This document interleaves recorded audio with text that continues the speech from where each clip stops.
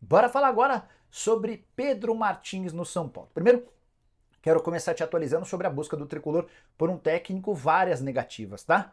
Havia contado para vocês na terça-feira que José Mourinho foi consultado e disse não. Agradeceu o convite, mas disse que não tem a intenção de fechar com o clube.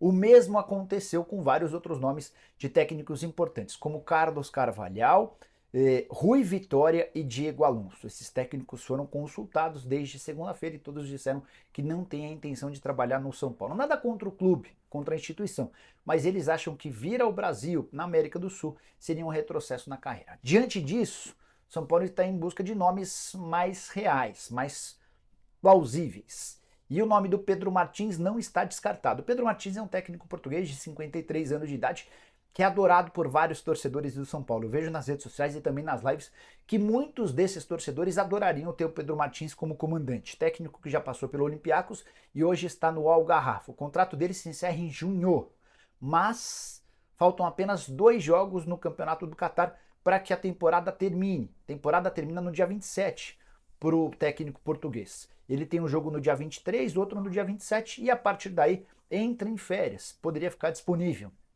E ainda não há uma definição sobre renovação do contrato por lá. Pelo contrário, o Al-Garrafa tropeçou nos 2 últimos jogos nacionais. Ele empatou com o Salau e perdeu de forma surpreendente nessa terça-feira para o Al-Marqiá. E essa derrota é que complicou de vez o time, que estava a apenas 2 pontos do líder Al-Saad, contava com essa vitória para ultrapassar o Al-Saad e depois torceria por tropeços do time do Rei. O Al-Saad ainda não jogou, segue com 2 pontos a mais e com um jogo a menos. Se vencer, abre para 5 pontos de diferença e restariam apenas 2 rodadas. A chance de título para o Al-Garrafa diminui bastante. E com essa redução de chances de título, também diminui a chance de o Pedro Martins continuar por lá. O São Paulo aguarda com muita atenção essa situação, porque tem no Pedro Martins uma das melhores possibilidades. O nome do Crespo também é uma alternativa, só que o Crespo já disse que nesse momento não pode deixar o clube. Ele tem 2 partidas de semifinal da Liga dos Campeões da Ásia para disputar contra o Al Hilal, uma delas marcada para hoje à 1 da tarde. Ele ainda tem uma final da local no dia 26 de abril. Juan Carlos Osório está descartado, nomes brasileiros como Mano Menezes, Luxemburgo e Felipão também estão descartados. O São Paulo pretende contratar esse técnico o mais rápido possível. A partida de despedida do Thiago Carpini deve acontecer nessa quarta-feira contra o Flamengo no Rio de Janeiro. Muito boa tarde, Bruno Prado, Mauro César, Fábio Piperno. Boa tarde a você que se liga aqui no Bate Pronto da Jovem Pan. A gente falando desse jogo, é o jogo da rodada do Campeonato Brasileiro 2024. É Flamengo e São Paulo. É hoje, Fábio Piperno, a expectativa para essa partida, de um lado Carpini pressionado, do outro o Flamengo. O Piperno, que ainda não perdeu na temporada, sofreu pouquíssimos gols, mas a atuação deixa a desejar do Flamengo. Piperno, boa tarde. Boa tarde, Pedrinho. Um grande dia aí para a nossa audiência, para os colegas. Eu estava aqui, enfim, refletindo sobre o Carpini nesses últimos dias, né? Já falei muito sobre ele. Eu acho que o Carpini ele vive uma situação muito incomum no meio do futebol. O Carpini ele foi rebaixado de técnico definitivo para uma espécie de interino não declarado. Porque passa realmente a impressão de que ele está esquentando o banco até a chegada de um outro, né? Pelo menos a direção de São Paulo, ao se omitir, ao não se pronunciar sobre o que vai realmente acontecer com o Carpini, me passa essa impressão de que está esperando fechar com alguém, um nome mais experiente, para ocupar essa vaga, né? Uma vaga muito importante no futebol brasileiro. Agora eu fico me perguntando o seguinte: futebol tem seus caprichos, tem as suas surpresas e tal. E se, por acaso, o São Paulo ganhar do Flamengo no Maracanã hoje? Como é que vai ser o dia seguinte em relação a essas movimentações e a essas especulações também? O Carpini vai voltar a ser o Pepe Carpini do começo da temporada, né? Naquele momento em que bateu o Corinthians e Itaquera e em seguida ganhou a Supercopinha em cima do Palmeiras? Precisa ver como é que o torcedor e principalmente a direção avaliariam um resultado como esse, né? Porque no começo do ano tudo foi festa, né? Ele ganhou, realmente quebrou um tabu importante, venceu lá a tal da Supercopa contra o Palmeiras. Claro que a sensatez exigia cautela naquele momento, porque era apenas o 4º jogo da temporada, mas também foi o suficiente para alguns assodados, por exemplo, dizerem que, nossa, o São Paulo vai, enfim, tá pronto, ele pode postular, brigar por tudo nessa temporada. O São Paulo está já no nível do Palmeiras. O São Paulo... E teve gente que falou e escreveu isso. Então, é um São Paulo que está muito forte, competitivo e tal. E da quinta rodada para frente a gente viu que não era bem assim.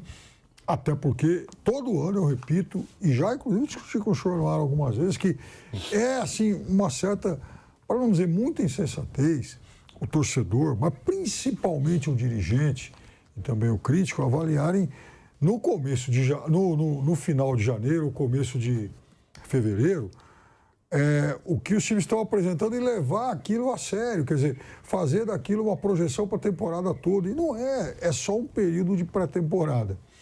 Na época, quando o São Paulo ganhou a Supercopa, eu até brinquei aqui que o único que agiu de forma sensata e se deu muito bem foi o dono da editora que lançou aquela revista pôster do São Paulo, campeão da Supercopa. Aproveitou, né, o momento e ganhou, enfim, faturou uma grana em cima, ótimo, ele não fez nada de errado e tal, é do mercado, é isso e tal. Mas foi o único que enxergou aquele momento com a devida realidade. São Paulo se empolgou e agora percebe que as coisas não são tão fáceis assim. O Carpini é o pior cara do mundo, é evidente que não é.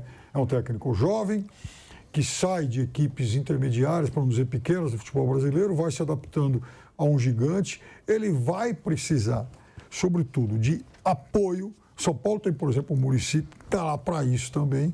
Vai precisar de uma direção que lhe dê respaldo e, da parte dele, vai precisar, e muitas vezes, de mais coragem para impor aquelas escolhas que ele julgue necessárias. Deixe o seu like no canal do YouTube Jovem Pan Esportes, focando aqui no São Paulo. É claro que é inevitável a gente já entrar nesse confronto, analisar o que vai ser essa partida, mas um Carpini muito pressionado. Flávio Prado, boa tarde para você. E deram uma missão fácil para ele. Basta vencer o Flamengo no Maracanã que você pode ficar. Ou não, né? Já pensou, o São Paulo consegue até um resultado bom lá, um empate, que seja, e demitem o Carpini, porque a relação está insustentável. E o São Paulo procurando técnicos no mercado. Flávio. Bom, boa tarde, Pedro. Bom, se for essa situação, se o técnico do São Paulo fosse o Filipão, favorito Flamengo. Se o técnico fosse o Abel Ferreira, favorito Flamengo. Se o técnico fosse o Tite, favorito Flamengo. O técnico fosse o Diniz, favorito Flamengo. O Flamengo é muito melhor que o São Paulo, pô. Não importa o técnico. O elenco do Flamengo é muito superior ao do São Paulo. Jogando no Rio, o Flamengo também com uma certa pressão pela bola que não vem jogando. Então, não é o técnico. Hoje não faz a interferência do técnico, é muito modesta hoje. Hoje é um time muito forte contra um time que vai tentar desesperadamente se defender, jogar no contra-ataque. Mas são times completamente diferentes, em prateleiras diferentes. O Flamengo está num patamar, o São Paulo em outro, bem inferior. São Paulo é time que vai do 10º para o 6º, é o que ele pode brigar com a melhor situação. E o Flamengo é um dos favoritos ao título. São patamares diferentes. Então, ok. Se realmente isso foi colocado para o Carpini, né, que eu não sei também, se foi colocado para ele, troca o treinador e perde do mesmo jeito. O normal é perder. Se o Flamengo não ganhar do São Paulo, quem tem que se explicar é o Tite, porque a diferença dos times é muito grande. Fosse o Carpini o técnico do Flamengo e o Tite o técnico do São Paulo, o favorito era o Flamengo. Até o começo de fevereiro, o Carpini respaldado no São Paulo, Bruno Prado. Campeão da Supercopa Rei, quebrou um tabu em Itaquera. E você vê, né, 2 meses depois, toda essa crise e a incerteza, porque o São Paulo vai demitir, não vai demitir, enfim, e chega muito pressionado para essa partida no Maracanã. O Carpini, ele começa com aquelas vitórias em clássicos e até ali ele estava tranquilo, né? Em pouco tempo começa numa sequência de 4 jogos sem vencer, que aí começa uma pressão, ainda lá no Campeonato Paulista, aí já começa uma pressão em cima do Carpini, que só vai aumentando, né? O São Paulo é eliminado, depois tem outras derrotas, e hoje é uma situação muito difícil para ele. O Flamengo, obviamente, é o favorito, porque é melhor que o São Paulo, né? Não, aí nem tem tanto a ver com o trabalho do Carpini. O Flamengo é favorito porque é melhor. E se a manutenção dele depende de um resultado, isso eu acho muito maluco, né? Isso acontece muito, não só no São Paulo. Várias vezes a gente ouve, se perder hoje, cai. Cara, se você está nessa situação, é melhor você tirar logo, porque uma hora o técnico, o time vai perder. O time não vai ficar invicto até o fim do ano. Se a coisa é assim, perdeu, cai. Tá, aí não perde. Você está adiando uma coisa que você já decidiu. Que você só está querendo o respaldo dos resultados para confirmar o que você já decidiu. Então, se você já decidiu, você tira. Ou se você acha que, não, acho que o trabalho pode ser bom, pode melhorar, eu acredito no trabalho, segue, independente se você vai ganhar ou vai perder jogo.